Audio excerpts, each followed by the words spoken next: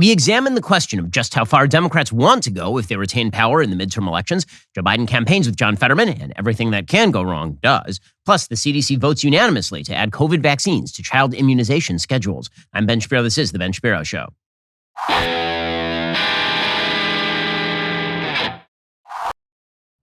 This show is sponsored by ExpressVPN. It's time to stand up against big tech. Protect your data at expressvpn.com/Ben. We'll get to all the news in just one moment. First, with the midterms coming up, you should probably keep in mind that where you spend your money matters because that money may be spent on things that you don't like. So, for example, Verizon Wireless customers, you're supporting a company that canceled One American News because they supported Trump. AT&T customers, you're not just supporting a company that supports CNN, they actually own CNN. T-Mobile customers, your CEO openly advised Democrats how to beat Trump in the 2020 election. So why give your money to wireless companies that don't like your values? Instead, give it to Pure Talk. Pure Talk not only believes in conservative American family values, they also give you the best service at a low cost. Unlimited talk, text, plenty of data for just $30 a month. The average family saves almost $1,000 per year. I'm a Pure Talk customer. You can switch over right now for the same network, same coverage, same phone, and a lower bill. And 30 days risk-free. Switching to Pure Talk only takes 10 minutes. It is a no-brainer. So now is your chance to show corporate America you are done funding their leftist ideologies. Go to puretalk.com. Enter promo code Shapiro to save 50% off your very first month of coverage. That's puretalk.com. Promo code Shapiro for 50% off your very first month. Again, puretalk.com. Promo code Shapiro. Also, in the spirit of Halloween, I have something scary to tell you about. Meat recalls. Ooh. Yeah, it turns out that there are a lot of uncertainties with regard to buying store-bought meat. You hear about alerts and recalls pretty much every day. Recently, 44 tons of meat products were recalled from retailers in Illinois, Kentucky, and Missouri for listeria. Ugh. Trade that garbage in instead for the best American meat on planet Earth, Good Ranchers. Good Ranchers only sources the highest quality meat. Grass-fed, grain-finished, their steak is aged 21 days, so every bite is tender and delicious. They're better than organic chicken, doesn't have any added hormones or antibiotics. Their seafood is caught fresh and then flash frozen and vacuum sealed to lock in the quality until you are ready to eat it. Unlike the grocery store, Good Ranchers has never had to do a recall. They have a 100% satisfaction guarantee. They made me a kosher steak. Let me tell you, it was unbelievable. Right now, Good Ranchers is throwing a huge October feast where you can get up to 4 pounds of free meat when you go to goodranchers.com/Ben. Use code Ben at checkout. Again, my code Ben will get you 2 pounds of better than organic chicken with any order, plus an extra 2 pounds of ground Wagyu beef on orders over $300. Go to goodranchers.com/Ben. Use code Ben at checkout. That's goodranchers.com/Ben. Use code Ben at checkout to claim your special October feast offer. Well, there's a truism when it comes to politics, and that is that you run to your extremes during the primaries, and then you run back to the middle during the general elections. This is true for both right and left. But one problem emerges for political parties when it turns out that people don't believe you when you run back to the middle. When you run so far to the extremes that everybody sees through the game of running back to the middle, you start to pay the price politically. And increasingly these days, this is precisely what's been happening with the Democratic Party. See, here is the thing. For a very long time, the Democratic Party has relied on the rebuttal of what they call the slippery slope fallacy.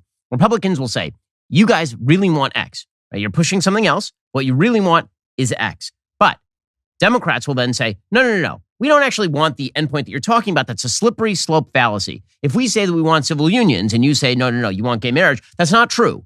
All we really want is civil unions. If you say that what you want is not gay marriage, what you actually want is for my church to perform gay marriages, that's not what we want. We just want the gay marriage. If you say you want my church to perform a gay marriage, what you actually want is to indoctrinate my children in your viewpoint, then you say, no. I don't want to indoctrinate my children in your viewpoint. That's a slippery slope fallacy. But here's the thing about the slippery slope, quote unquote, fallacy.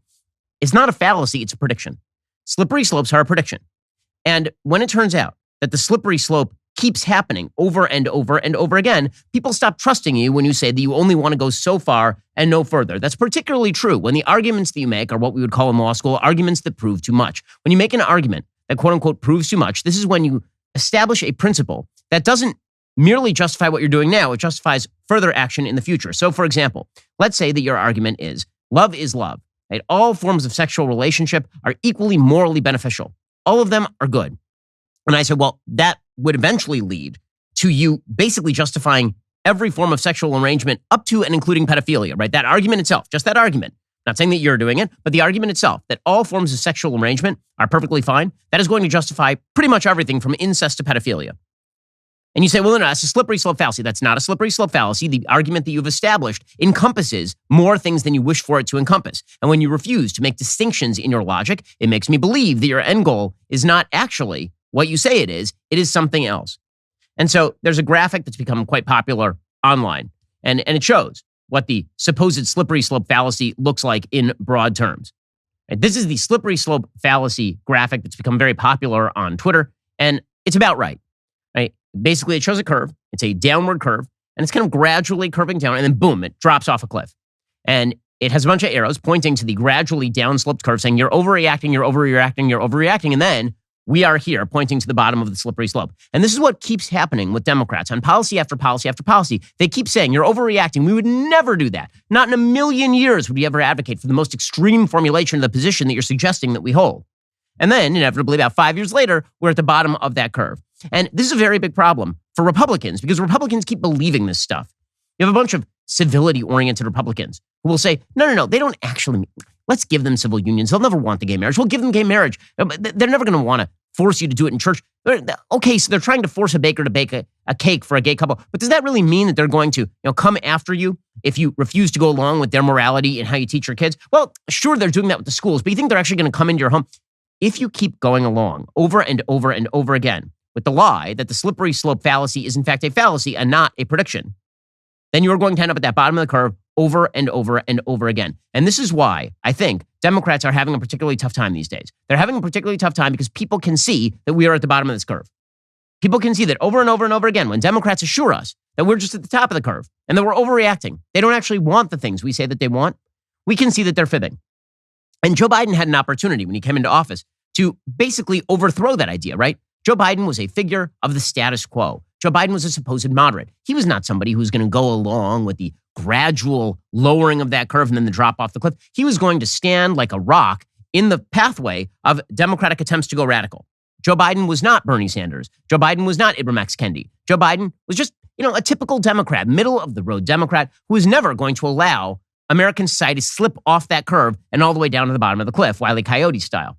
Except that Joe Biden did precisely that. And what we see over and over and over again is that Democratic politicians seem patently incapable, really since the end of the Clinton era, to tell their own base no. And to make a case to the American people that they should be believed when they take a moderate policy. Because over and over and over again, outlying members of the Democratic Party, people who were considered crazy 5 years ago, are now considered central members of the think centers of the Democratic Party. Bernie Sanders was a nut for all of his Senate career. He was a useless nut from Vermont. He had somehow been elected because Vermont is a weird state filled with progressive people who live in conservative ways. It's a very strange state, Vermont. And so they elect Bernie Sanders in the whitest area of America. They elect Bernie. And Bernie, for 30 years, does nothing in the Senate. He's a complete useless person. He's a backbencher who shouts about why there should only be 4 types of deodorant on the shelves. And then all of a sudden, he's a thought leader. Because it turns out the Democratic Party, as always, falls off the cliff. Or Alexandria Ocasio-Cortez, when she first entered Congress, the idea was, yeah, so fresh, so face, but kind of extreme, right? I mean, we're not actually going to follow her down the primrose path here. And then she's on the cover of Rolling Stone magazine. Over and over and over again, the Democratic Party demonstrates that they are willing to fall off that cliff. They are eager to fall off that cliff. They lie to you. They say that they're not, but they're willing and eager to fall off that cliff. There's been a lot of talk about polarization in American politics and what the left will call asymmetric polarization. What they will suggest that the right-wing Republican Party has moved further right. That is not true. You cannot name a position on which the Republican Party, except for perhaps immigration, has become more right-wing over the course of the last 20 years. That position does not exist. It doesn't exist. I can name you half a dozen positions where the Democratic Party has moved significantly to the left, ranging from their tax policy to their policing policy to abortion to same-sex marriage to the transing of the children. Just over and over and over again, Democrats move significantly to the left. If there has been a polarization in terms of policy positions, you can say that the Republican Party has polarized in terms of its stylistic moves. Right? Donald Trump was stylistically different from Republicans of the past who were much more conciliatory and more civil. And by the way, the reason that Donald Trump was elected was because he was not conciliatory and not civil, and because so many Republicans were angry at the conciliatory civil Republican Party that it seemed to go along with the lie that we were going to remain on the top of that slippery slope curve. Okay, but Republican, in terms of their positions, their policy positions, they have not moved to the right. If you look at the Republican platform in 2004 and you look at the Republican platform in 2020, they're basically the same. It may be to the left, actually.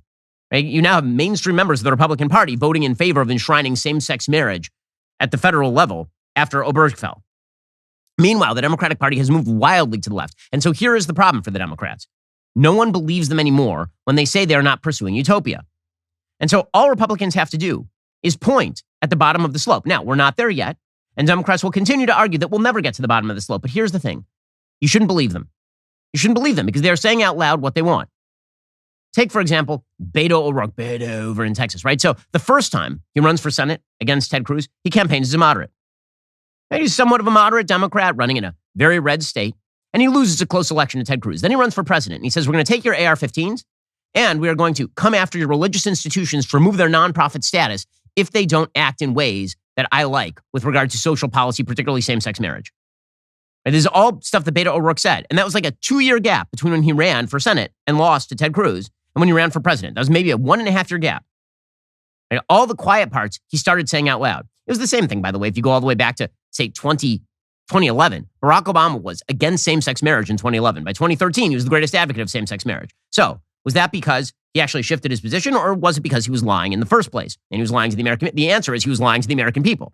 He was always progressive on that issue. He just had to lie to the American people because the American people didn't agree with him. And you see this over and over. Well, you keep doing this over and over, and people aren't going to believe you anymore. So all Republicans have to do is point at what the end of that arc looks like.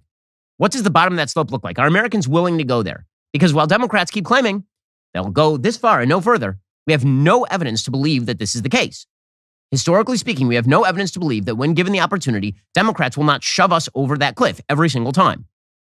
So, for example, as we talked about on the show, there is a Virginia Democrat who has now introduced a bill to prosecute parents who refuse to treat children as members of the opposite sex.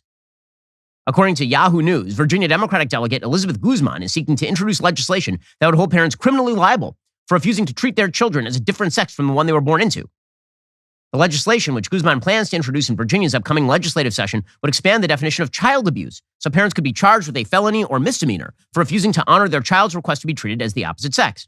Guzman said if the child shares with those mandated reporters what they are going through, we are talking about not only physical abuse or mental abuse, but the job of that mandated reporter is to inform Child Protective Services. Now, I've been warning about this for years, and there's going to come a time when Democrats, if given enough power, would sic Child Protective Services on any parent who refuses to go along with the lie that their boy is a girl. The move came in response to Virginia Governor Glenn Youngkin's latest policy initiatives, which empowered parents to exercise control over whether and how children transition gender in school, which, of course, used to be called the status quo. The status quo used to be called your boy is a boy and your girl is a girl. Glenn Youngkin took the moderate position that if your boy seeks to be treated as a girl in school, at least you got to tell the parents. And this is too much for the Democrats. They say that that should now be considered child abuse. Again, if you think the Democrats aren't moving in this direction, I question as to why you would think that. And what makes you think that Joe Biden, if freed of all of the burdens of governance, if freed of public opinion, would not do that? He has said that healthcare requires that we trans the children. Healthcare requires hormones for 9-year-olds who say they're a member of the opposite sex. Gender-affirming healthcare requires that we carve fake vaginas into boys at the age of 16, 17, 18 years old. This stuff is very important. So why wouldn't it be considered child abuse if a parent refuses to go along with it? Again, the end point of the slippery slope is there specifically because the principle being established by the Democratic Party encompasses all of that. If you truly believe that it is child abuse to refuse to go along with the delusions of your child with regard to their own gender or sex, delusions promoted by a socially contagious media apparatus that creates virtue in not believing that you are a member of your genetic sex. If that's your principle, why wouldn't that extend to the notion that a parent is abusing their child for not going along with all of that? I mean, we're already on the verge of that in California, right? California, as we mentioned yesterday, has become the first sanctuary state for transgender youth seeking medical care. So if you and your spouse disagree on whether your boy is a boy or your boy is a girl, and you grab your kid and you go to California and you start transing the kid, California now says that you are immune from prosecution. They will do nothing about that. It's questionable as to whether even if a minor decamped from their home in, say, Oklahoma to California and started receiving transgender care without the permission of their parents, that would be any sort of problem in the state of California. The bottom of the slippery slope is there, and it is visible, and it is in sight. It is not a mirage in the distance. It is the vision of the bottom of the cliff as you are falling. And what Democrats keep telling you is that you jumped off a 100-story building, 95 stories down, everything's okay so far, you haven't hit the ground. But the ground's coming closer, and we are going to hit it. And so if you wish to defeat the possibility of us hitting the bottom of that slippery slope, you actually have to put roadblocks in the way near the top of the slippery slope. And Democrats are being very clear about what it is they want here. It's not as though they're really hiding the ball. I mean, they lie and they say, well, we're not seeking to create a social contagion. We're not seeking to take your kids away from you. We're not saying that you can't raise your kids. That's exactly what they're saying. It's just a question of how long it takes for them to get to the logical endpoint of what it is they're already advocating. This, of course, will involve overthrowing religious freedom. The House Democrats have already pushed the so-called Equality Act, which is an attempt to essentially destroy religious freedom in the United States. The basic idea is that federally, there would now be a prohibition on quote-unquote discrimination on the basis of both sexual orientation and gender identity across multiple sectors of American life, including employment, housing, public education, and financing, as well as credit markets and jury service. There would be no carve-out for religious freedom in this bill whatsoever. And they're saying the quiet part out loud. The slippery slope is not a fallacy. It is quite real. And this holds on literally every issue. It holds with regard to abortion. If Democrats had their druthers, they would not be taking a moderate position on abortion. They would be legalizing abortion to birth. And we don't have to speculate about this. This is literally what they did in New York State. If Democrats had their druthers, they would have no legal limits on abortion. Katie Hobbs, who's a candidate for governor in Arizona, she said this out loud on CBS's Face the Nation. What would the Hobbs administration's week limit be for abortion access? If it's not 15 weeks, what is it? Look, abortion is a very personal decision that belongs between a woman and her doctor. The government and politicians don't belong in that decision. We need to let doctors perform the care that they are trained and take an oath to perform. So if an Arizona voter were to conclude from your previous answer that you do not favor any specific week limit on abortion, would they be correct? I support leaving the decision between a woman and her doctor and leaving politicians entirely out of it. There are no limits, no limits. And by the way, the corollary of this will be that doctors will be forced to perform abortions in democratic states because after all, religious freedom would be you encroaching on somebody else's quote unquote right to choose. It's true on issues of crime, for example.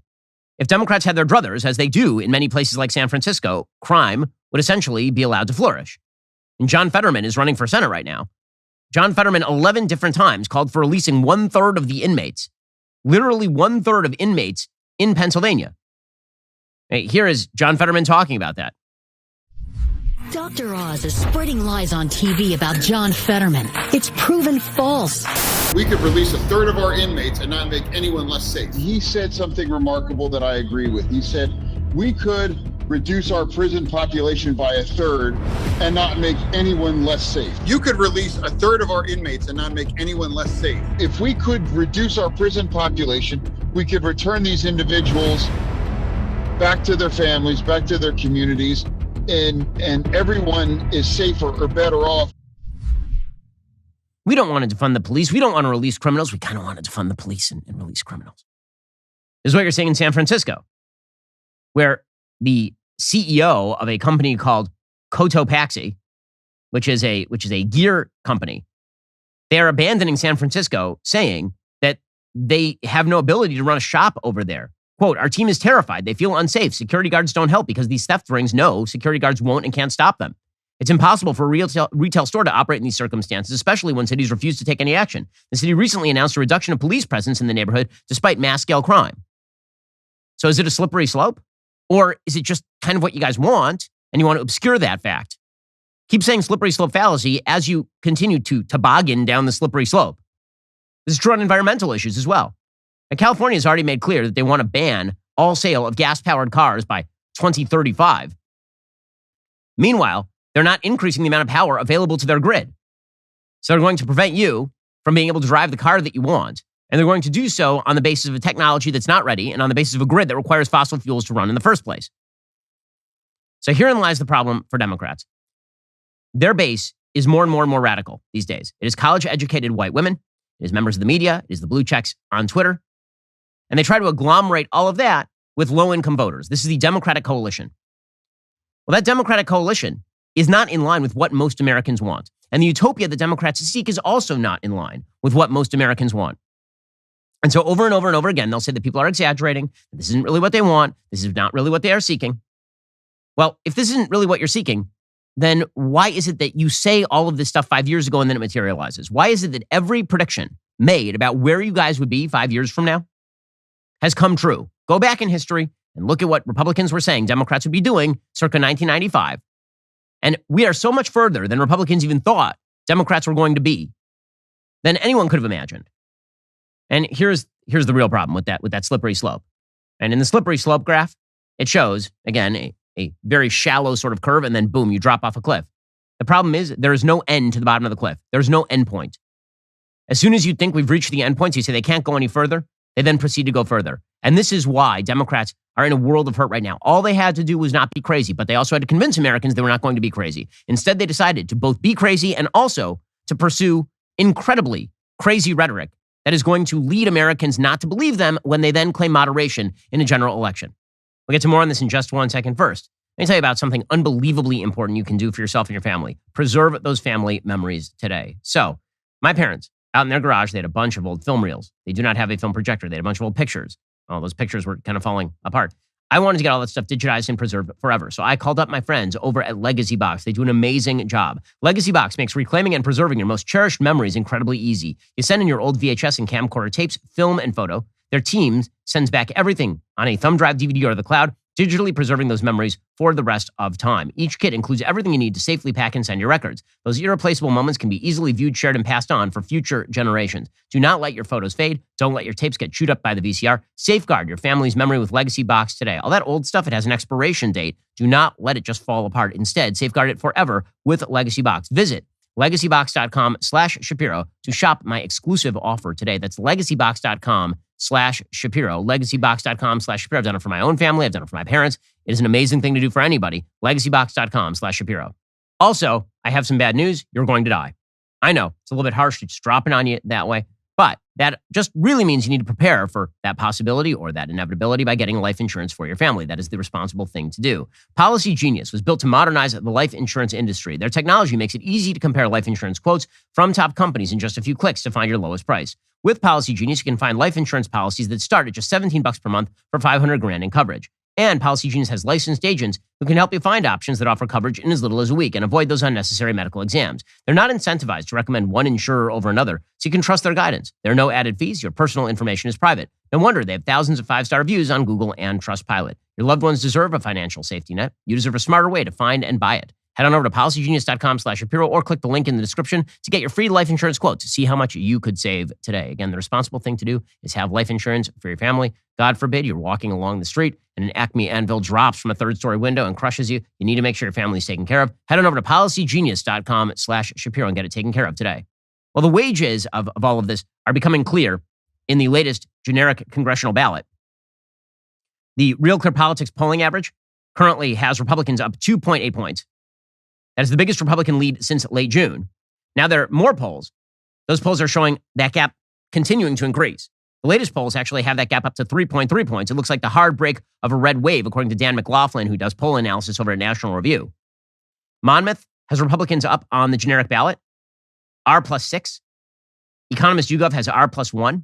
But again, this doesn't take into account the sort of red shift, because one of the big problems here is that polls historically have undersampled Republicans. So if it says R+6 in that Monmouth poll, it could easily be R+8. That Economist YouGov poll that has Republicans up just 1, that could easily be an R+3.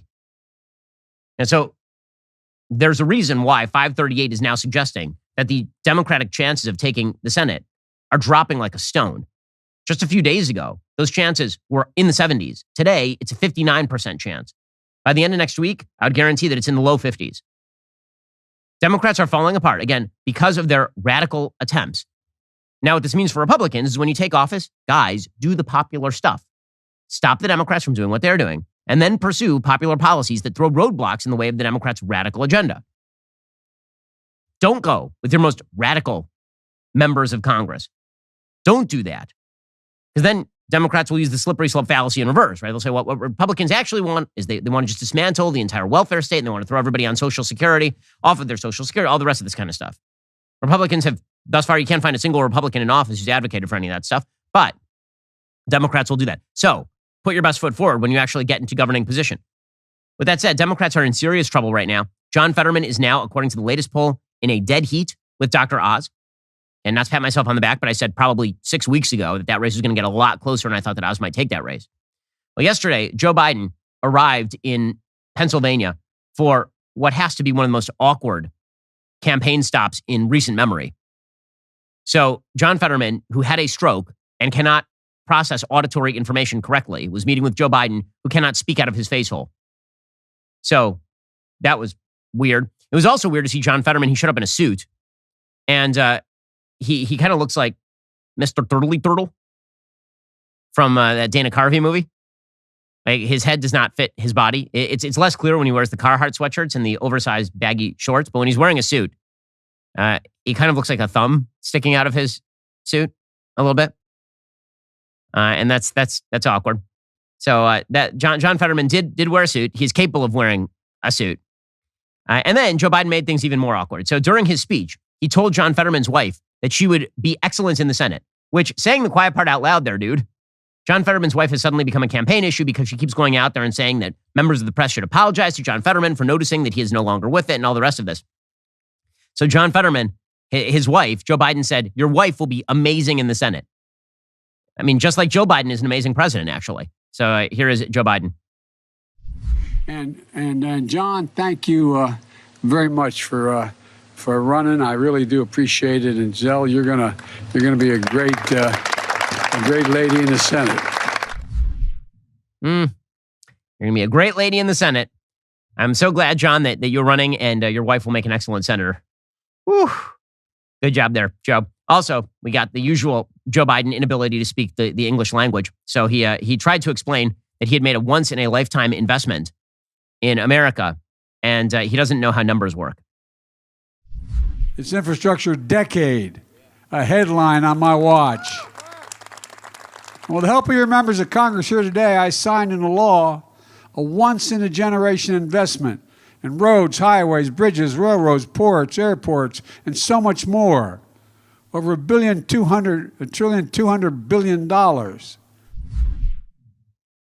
Over $1.2 billion trillion McFillion. Joe Biden. Then he got lost again. So how many videos are there of Joe Biden just getting lost in the woods? Here is Joe Biden getting lost in the woods. It's like a horror movie. So he stops at the microphone. I love when they bring in the music and he just gets confused. He's like, where am I going? I don't know. Where? Oh, this way, that way, this way, that way. Turn all around, hokey pokey. Oh, I'm going to hustle off the stage. Try not to fall down those stairs. Yeah. Joe Biden. He's definitely with it. Meanwhile, John Fetterman's wife, who will make an excellent senator, says we're not doing interviews, which is always the best sign of a great candidate, is when your wife is jumping in going, he's not answering questions. So there's John Fetterman looking very much like Uncle Fester, accompanied by his wife, who says that he will not be answering questions. Mr. Fetterman, are you satisfied with the progress of the bridge? All right.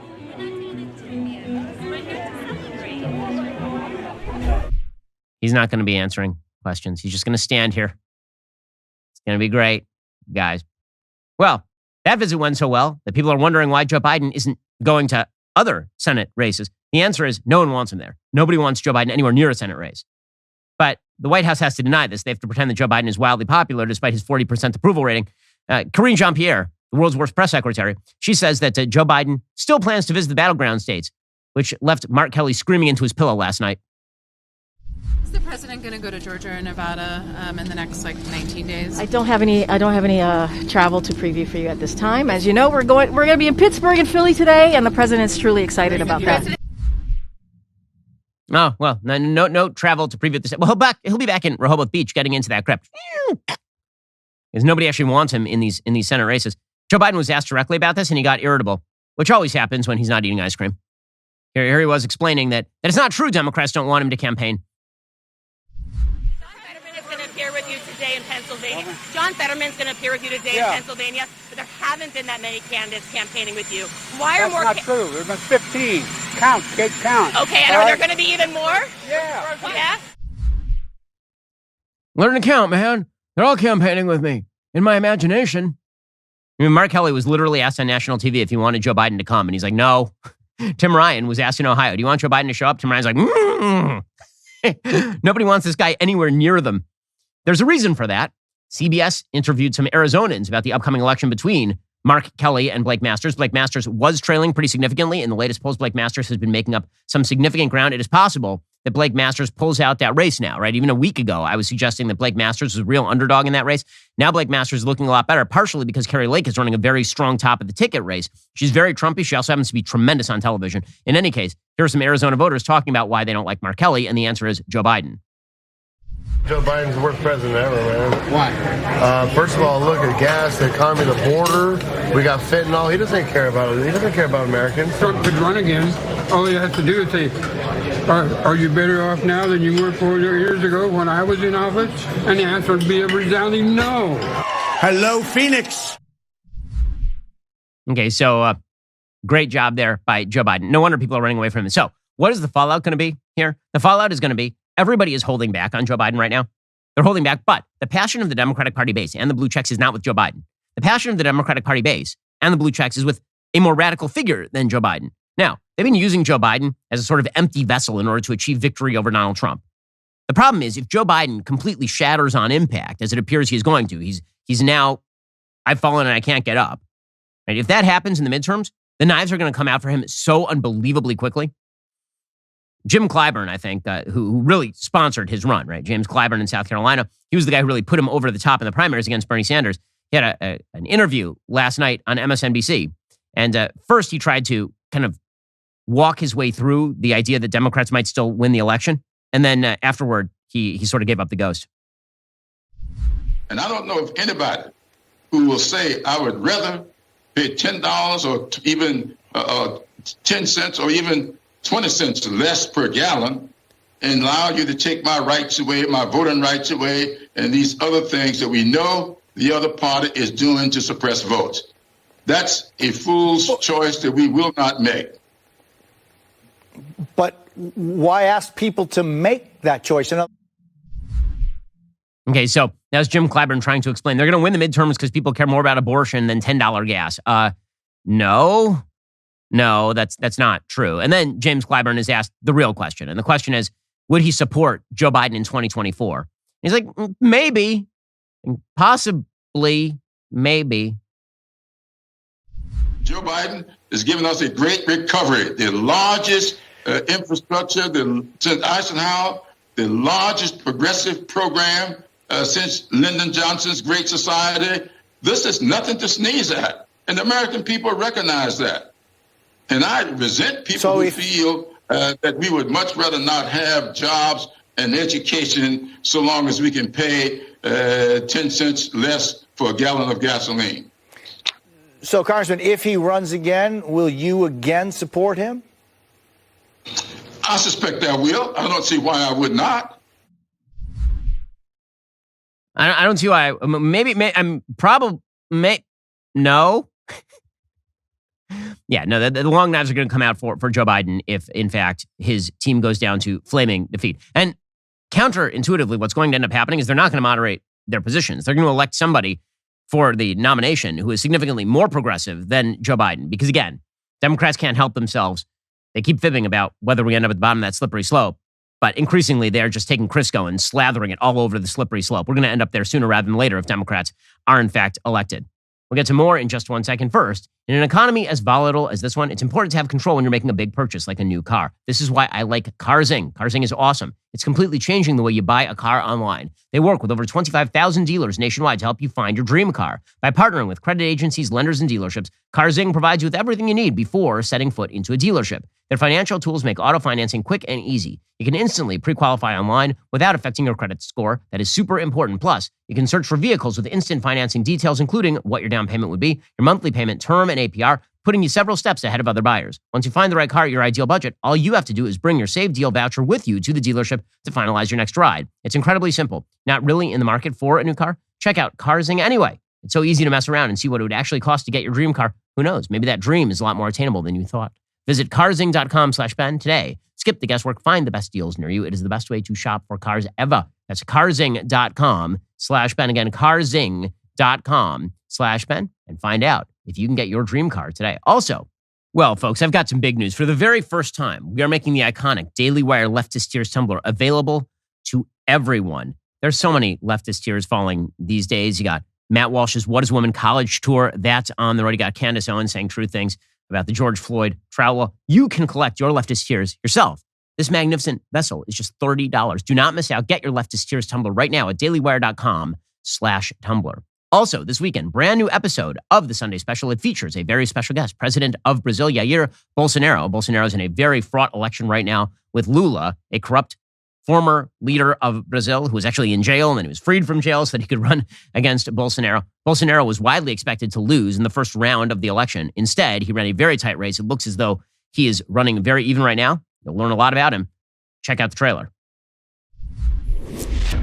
The less the population is able to actually understand what's actually going on, the easier it'll be for the party to capture them. They are also for liberalizing abortion and also the so-called gender ideology. And, even children, not very few, but children age 7, 8, 9, children seem not to know whether they're girls or boys, and vice versa. Boys don't know whether they're boys or anymore. So this is really terrible. You can watch the episode on Daily Wire Plus or listen on Apple Podcasts, Spotify, or wherever you get your podcast. Go check out the Sunday Special. Again, we've been having some pretty amazing guests on the Sunday Special of late. A lot of world leaders. That's been happening recently. And meanwhile, things are going amazingly well over in New York City. So the crime wave in New York City continues apace. Yesterday, police began a search for a man who struck a stranger on a sword with a sword sheath on a New York subway train. And not just a sword sheath.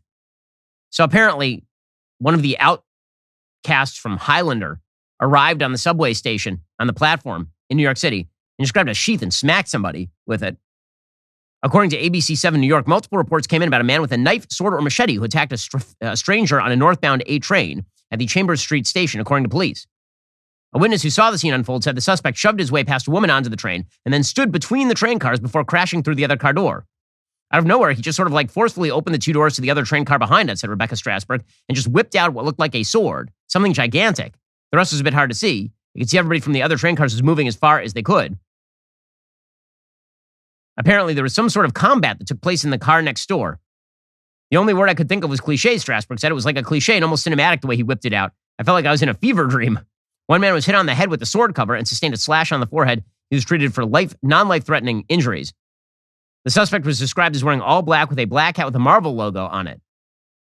So apparently they're now in filming, live action, real life filming of the next Marvel film on the New York subway system. The good news is that Eric Adams is partying it up. So Chris Wallace asked Eric Adams, the mayor of New York City, remember that time he was elected in order to supposedly lower the crime rate, and then the crime rates didn't get lower, they actually got worse. Remember that time?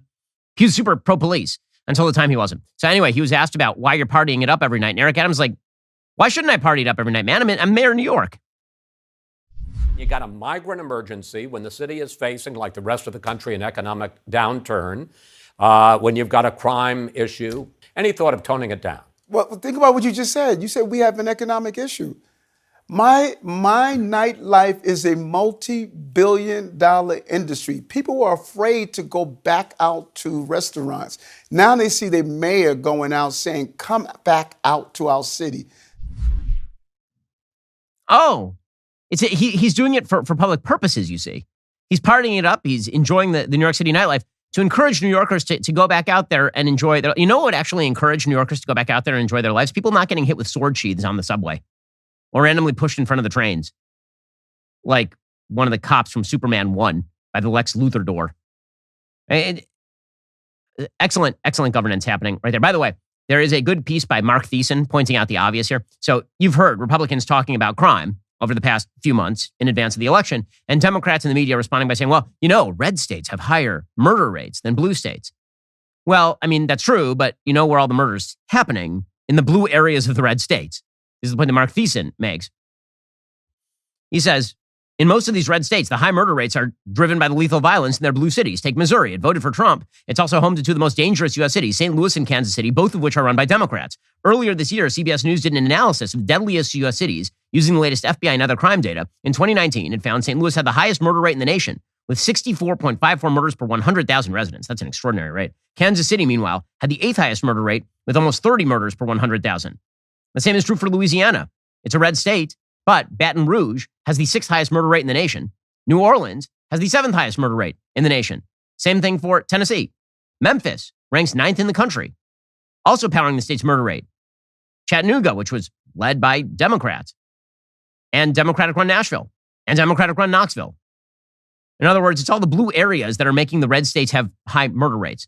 So just well done as always. But at least Eric Adams is able to go out and party. And to me, that's really the priority that we should be focused in on like a laser beam. Alrighty, guys, the rest of the show is continuing right now. You're not going to want to miss it. We'll be getting into why Liz Truss just lost her job as Prime Minister of the UK. If you're not a member, click the link in the description and join us.